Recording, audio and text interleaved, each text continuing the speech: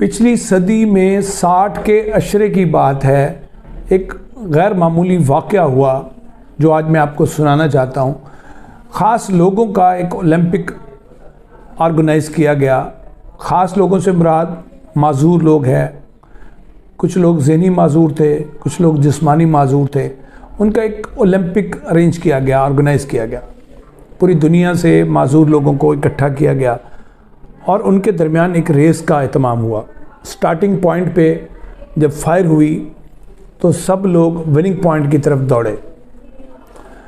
एक माजूर बच्ची थी जिसकी 2 टांगें नहीं थी, वो भी उस मुकाबले का हिस्सा थी। वो चंद कदम आगे बढ़ी बैसाखियों के सहारे और फिर धड़ाम से नीचे गिर गई, मुंह के बल गिर गई। हज़ारों लोग जो स्टेडियम में बैठे थे उस बच्ची की चीख से परेशान हो गए।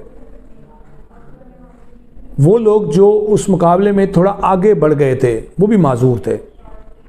वो सब लोग पीछे आए, पलटे और उन लोगों ने, उन स्पेशल लोगों ने उस बच्ची को उठाया, उसका हाथ पकड़ा, उसको अपने साथ लिया। ख़ातीन हज़रात, ये दुनिया का पहला ओलंपिक था माजूर लोगों का और एक नई तारीख़ रकम हुई कि सब ने एक साथ एक ही वक्त में विनिंग पॉइंट को, उस रस्सी को क्रॉस किया और सब लोग एक साथ जीते थे। हम क्या करते हैं? अच्छे भले लोगों को पछाड़ने की कोशिश करते हैं, धक्का देने की कोशिश करते हैं, उनको पस्ती की तरफ धकेलते हैं। हमें भी चाहिए कि हम अपने कमज़ोर लोगों को, अपने कमज़ोर साथियों को, अपने स्लो लर्नर लोगों को, अपने समाज के उन लोगों को जो सलाहियतों में, खूबियों में, महारतों में हमसे कम हैं, उन्हें भी साथ लेकर चलें। हम एक साथ जीतें, एक साथ बुलंदी तक पहुँचें, एक साथ अदमत के रास्ते पर गामज़न हों।